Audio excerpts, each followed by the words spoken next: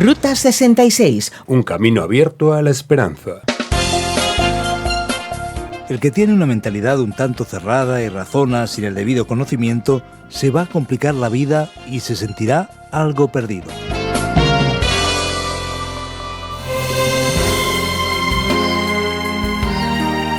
En esta media hora te subes a nuestro programa Ruta 66, una aventura por las páginas de la Biblia, el libro de los libros, para conocer al autor de la vida. Ruta 66 es un programa original del profesor de Biblia Luis Ayao, producido por Radio Encuentro Radio Transmundial en España, traducido por Mateus Rodríguez y presentado y adaptado por el profesor de Biblia y comunicador Fernando Díaz Sarmiento. Muchas gracias, querido oyente, por sintonizarnos y acompañarnos. Nuestro camino sigue por el Evangelio de Lucas, hoy en el capítulo 3 e inicio del capítulo 4. El tema que vamos a tratar es cuando el divino se hizo humano. Este es el mayor misterio de todos, Dios viviendo como nosotros. Es una razón más para que confiemos en el Creador. Él conoce a fondo todas nuestras necesidades y dificultades, pues ya probó la miseria de este mundo. No te vayas, sigue con nosotros. Así es, querido oyente, uno de los presupuestos fundamentales del cristianismo bíblico es que Jesús es Dios. Jesús era divino. Él fue enviado por el Padre para traernos salvación. Y uno de los elementos más claros de la obra de Lucas, el médico amado, es enseñar exactamente cómo Jesús era plenamente humano. Así que vamos a observar lo que podemos encontrar en estos próximos versículos para ver cómo es que eso ocurre.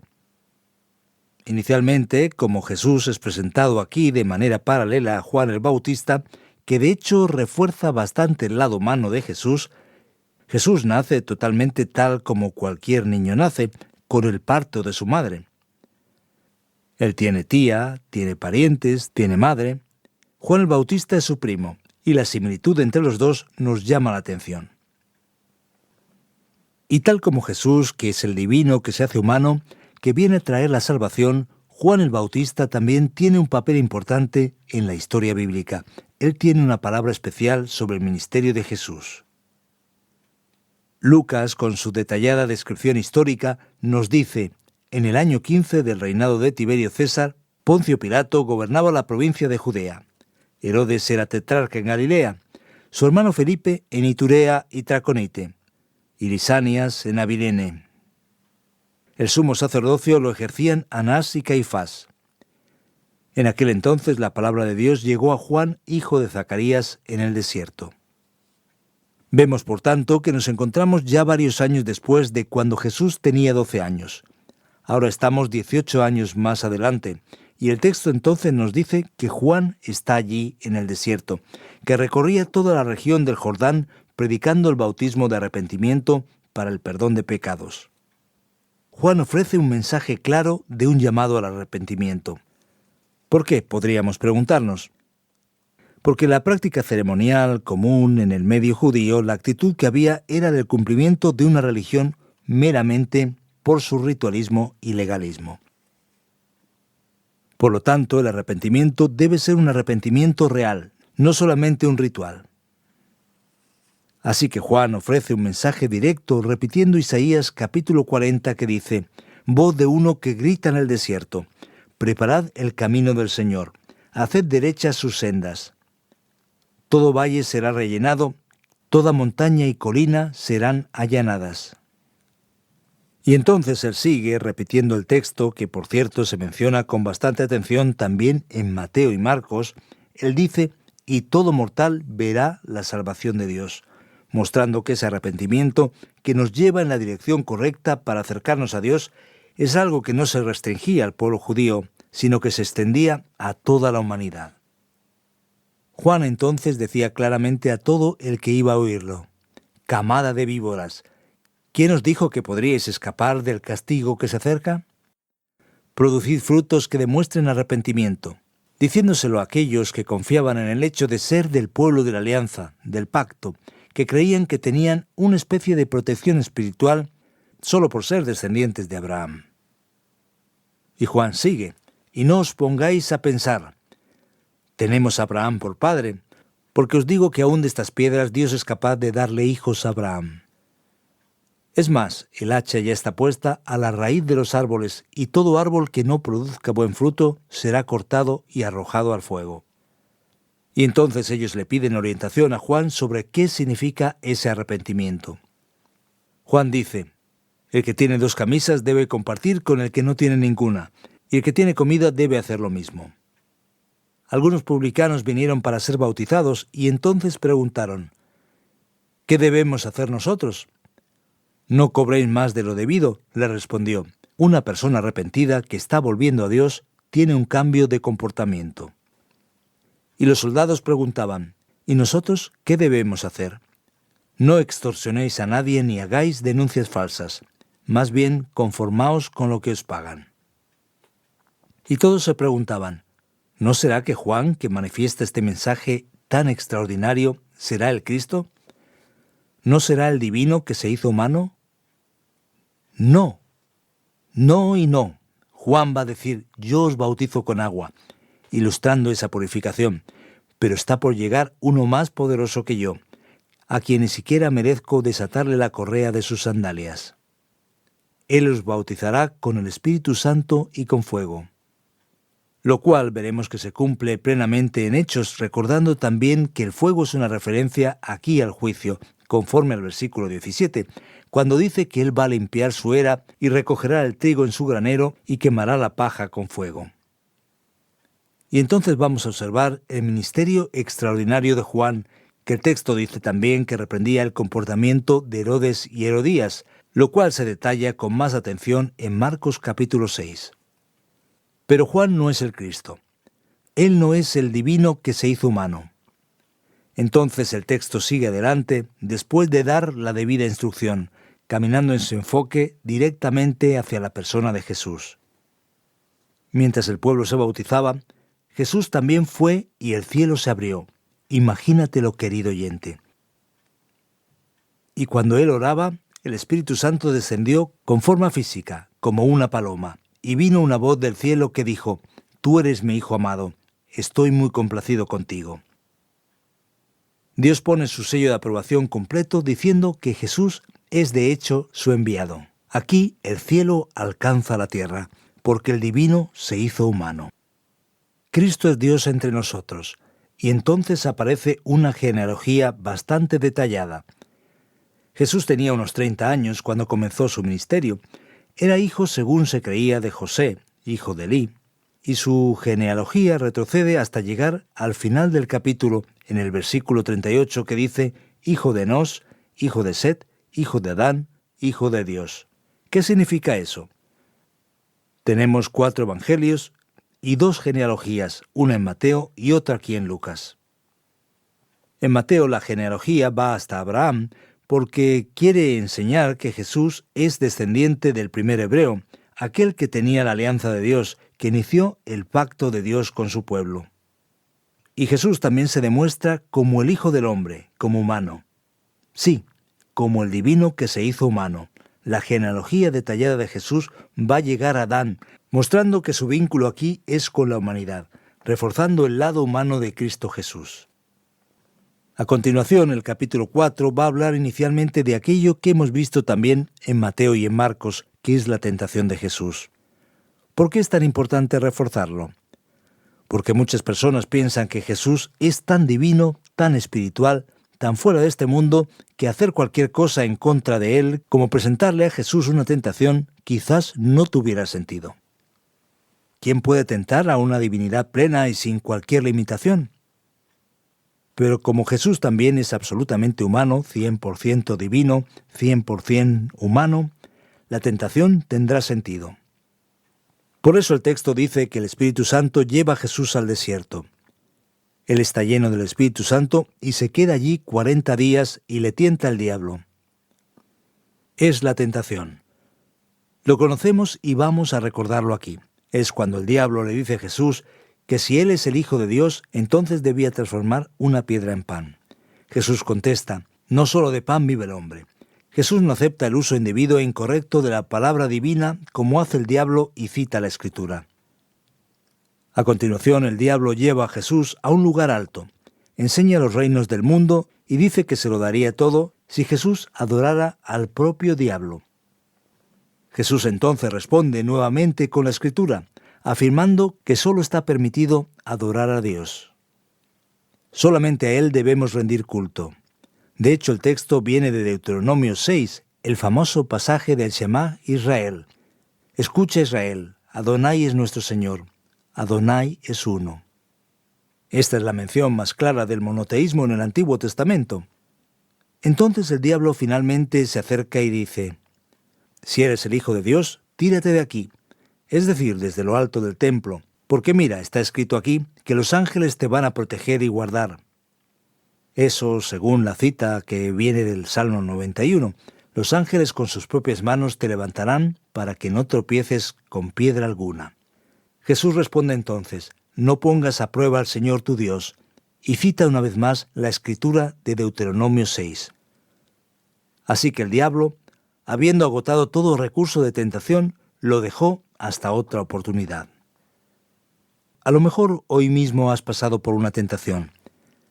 Quizás has estado sufriendo en tu deseo de servir a Dios, sintiendo una fragilidad, sintiendo las limitaciones que te son provocadas porque eres pecador y por tu limitación como criatura.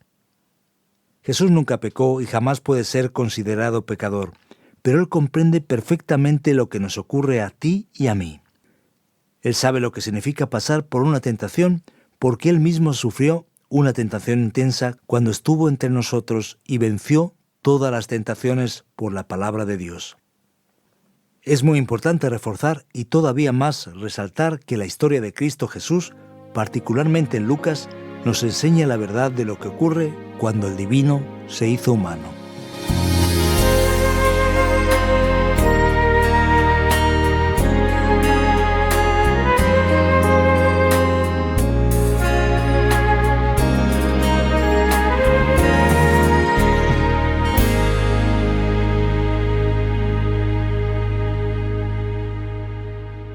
En nuestra Ruta 66 no hace falta repostar el combustible. El propio camino llena nuestro tanque espiritual. Ruta 66, mucho más que un viaje. Ahora viene nuestra sección de preguntas y respuestas para ti que nos estás acompañando en Lucas capítulo 3. Recuerda que hay un medio directo para comunicarte con nosotros. Esperamos tus sugerencias, tus comentarios o preguntas en el WhatsApp 601 20 32 65 con el prefijo 34 desde fuera de España. Sabes que también tienes el correo electrónico info@radioencuentro.net.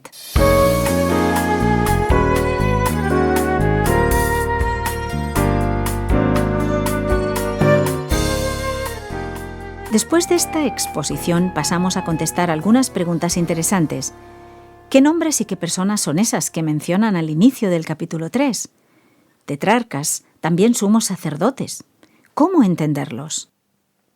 Bueno, Pascal, como Lucas tiene un enfoque muy claro en la parte histórica de los acontecimientos, debemos situar los hechos en el año 15 del reinado de Tiberio César.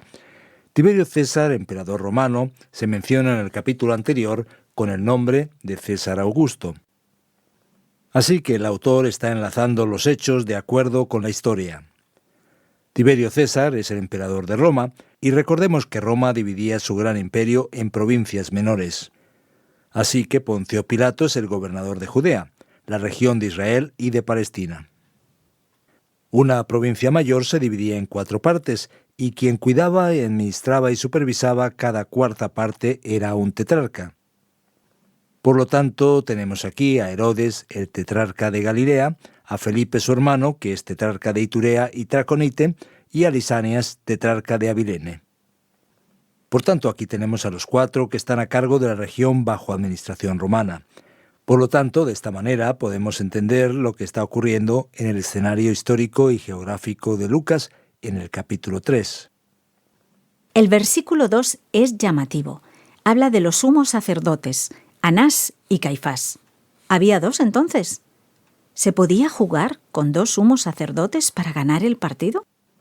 Pues sí, es un poco raro, porque el que lee el Antiguo Testamento seguramente recordará que en ninguna parte se escucha eso de 2 sumos sacerdotes. ¿Qué pasa aquí? ¿De dónde salen? ¿Se trata de una inflación, podemos decir, sacerdotal? Observando la historia vamos a descubrir algo llamativo. En realidad Anás era el sumo sacerdote escogido por los judíos por razones de naturaleza política, y nos enteramos que Caifás fue puesto por los romanos en la posición de sumo sacerdote. Lo que ocurre es que, aunque la preferencia y la decisión romana haya sido Caifás, sin embargo Anás seguía siendo el reconocido, estimado y autorizado por los propios judíos. Por eso el texto señala la realidad de los dos, según podemos ver y observar claramente. Ese profeta, Juan, era un profeta un tanto exótico. Predicaba y hablaba de manera dura y predicaba el bautismo. Y también bautizó a Jesús. ¿Por qué el profeta Juan manifiesta esa actitud y realiza ese ritual? Mira, Pascal, la cuestión central aquí es el bautismo. Es bastante interesante que desde la antigüedad, en la historia de la fe de Israel, el tema de la purificación ha sido simbolizado con el lavamiento en agua. Así que esa relación ya se venía manteniendo históricamente por parte de los judíos, y en ese momento era una herencia de esos baños ceremoniales, un símbolo de este asunto. Así que Juan predica el cambio de vida y de comportamiento alineado con aquel antiguo razonamiento profético, y empieza a combatir esa religiosidad formal que no produce nada y que existe en esos grupos religiosos judíos, convocando a todos al arrepentimiento, diciendo: el reino de Dios está cerca, un anuncio no cabe duda escatológico. Ahora bien, ¿cómo se va a bautizar Jesús? ¿Por qué Jesús necesita hacerlo? En realidad Jesús no necesitaba ser bautizado por la misma razón que una persona necesita ser bautizada, pero hay que destacar al menos dos cosas importantes aquí. En ese proceso o situación de bautismo, Jesús se está identificando con nosotros y, por decirlo así, está siendo bautizado por los pecados de todo el mundo. Y además está oficialmente proclamando su ministerio, que tiene que ver con el perdón, con la purificación de los pecados, y lo está asumiendo concretamente. Tanto es así que la acción de Dios, su voz confirmando que Él es su Hijo amado, manifiesta esa realidad de forma bastante clara. Lucas, aquí en el capítulo 3, versículo 23 en adelante, hasta el final del capítulo, también presenta su genealogía, tal como Mateo hizo en el capítulo 1. Ahora bien, podemos notar aquí una diferencia entre una genealogía y la otra. ¿Cómo se explican las diferencias entre Mateo y Lucas? Verás, Pascal, el que tiene una mentalidad un tanto cerrada y razona sin el debido conocimiento se va a complicar la vida y se sentirá algo perdido, especialmente si se pone a comparar las dos genealogías. Pero fíjate, lo que ocurre es que la genealogía de Lucas tiene como meta llegar hasta Adán para mostrar que Jesús es el nuevo Adán, que Él es humano. Ese enfoque es muy claro, muy evidente, mientras Mateo lo que quiere es probar que Jesús es descendiente de Abraham. Hasta David las genealogías se desarrollan tranquilamente, sin ningún problema. Y después cierto es que hay algunas diferencias. ¿Por qué? Podemos preguntarnos. La razón es porque, en primer lugar, las genealogías eran selectivas. No siempre, cuando la Biblia dice que alguien es hijo de alguien, quiere decir que sea su hijo. Puede ser el nieto o puede incluso ser un bisnieto. A veces hay saltos en esas listas por alguna intención del autor. Hay 3 casos, por ejemplo, de nombres que aparecen en Lucas, pero no en Mateo. Mateo, por su parte, quiere que la cuenta salga redonda, de 14, 14 y 14, sumando 42. Algunos llegaron a sugerir que la diferencia se encuentra en que Mateo enfoca más la genealogía de José, lo cual está bien, y que Lucas tal vez fue por el camino, por así decirlo, más genealógico y genético, llegando a María. Pero Lucas también menciona a José. De cualquier forma, pese a esas diferencias a causa de los propósitos teológicos de los dos, debemos entender que ambos quieren dejar muy claro que Jesús es el descendiente de David, es el Mesías esperado. Y en ese aspecto cultural y literario, nosotros entendemos que las intenciones justifican las diferencias entre las dos listas. Mirando el capítulo 3 te asustas un poco con la predicación de Juan el Bautista. ¿Podemos realmente decir que la venida de Jesús significa juicio de Dios? Así es, significa juicio de Dios. ¿Por qué la venida de Jesucristo significa juicio de Dios? porque está haciendo una especie de anuncio escatológico y está interactuando con la situación de alejamiento de Dios que encontramos en la sociedad de aquel entonces. Por eso es que la palabra de Juan es de arrepentimiento. De hecho, él trae una palabra que merece atención y arroja luz aquí. Él dice lo siguiente, que la palabra es señal de juicio, pero no solo eso, también es aquello que nosotros más queremos oír. La palabra es anuncio de la salvación. Así que nos habla del bautismo del Espíritu Santo y el bautismo de fuego, o con el Espíritu Santo y fuego, y hace una separación. El Señor viene para trabajar con el trigo y con la paja. Uno será quemado y el otro almacenado en su granero, haciendo separación entre aquellos que están con Dios y aquellos que se oponen a Dios. En ese sentido, podemos entender con claridad este asunto. Y llegamos al capítulo 4 de Lucas, donde se habla de la tentación de Jesús. ¿Cómo se atreve el diablo a tentar a Jesús? ¿Será que se creía que Jesús de verdad podía pecar? Esa es una pregunta un tanto difícil, y nosotros aquí podemos caer en la tentación de contestar una cosa que no está muy bien pensada. Mira, Pascal, es difícil definir todos los detalles, pero en primer lugar es importante resaltar que la tentación de Jesús era una tentación de verdad. Hubo una gran discusión en la historia de la teología de la Iglesia si Jesús podría pecar o no podría pecar. A ver si sí o si no. Está claro que al final, con el poder de Dios y su acción soberana, Jesús nunca habría de pecar. Sin embargo, todas las tentaciones que cayeron sobre él le dieron esa posibilidad como algo real. Por supuesto que el diablo, dominado por el mal y por su intención perversa, va a atacar a Cristo, a Dios mismo, aunque eso no traiga ningún resultado. Pero su ataque nos enseña que sí, él tenía alguna esperanza de que a lo mejor Jesucristo pudiera cometer un fallo por estar en su condición humana. Lo cierto es que la tentación de Cristo fue real, pero como Hijo de Dios y con su misión, Él nunca jamás falló. Y eso redunda para nuestro beneficio y salvación. Bien, después de un recorrido tan interesante por la vida de Jesús, todavía tenemos una palabra especial para ti, querido oyente.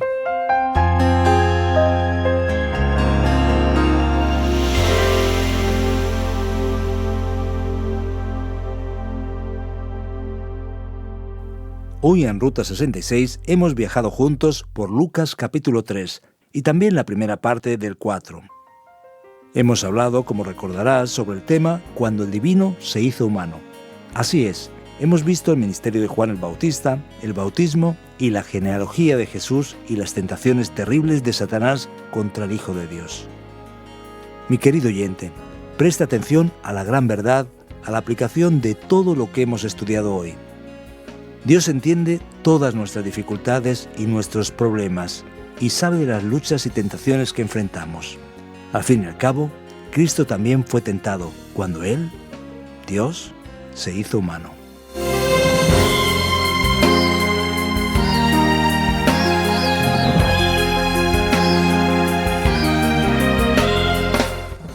Aquí se acaba un programa más de Ruta 66. Ya, media hora pasa muy rápido, ¿no es cierto? Pero quedamos para un nuevo encuentro aquí en esta emisora y en este mismo horario para hablar más sobre Jesús. De todas formas, si quieres escuchar este programa de nuevo o algunos de los anteriores, puedes hacerlo a través de la página RTM 360 o descargando la aplicación RTM 360. Cuéntanos desde dónde nos escuchas y déjanos un saludo y tus impresiones del programa en nuestro WhatsApp 601 20 32 65 con el prefijo 34 desde fuera de España. También tienes el correo electrónico info@radioencuentro.net. A los mandos técnicos estuvo Andrés Ocampo y te acompañó Pascal Osorno. Hasta la próxima. Contamos contigo en nuestra particular Ruta 66. Ya sabes, un camino abierto a la esperanza y un encuentro con el autor de la vida.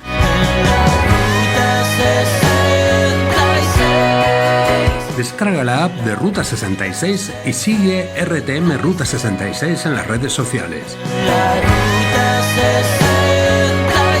Aquí te esperamos.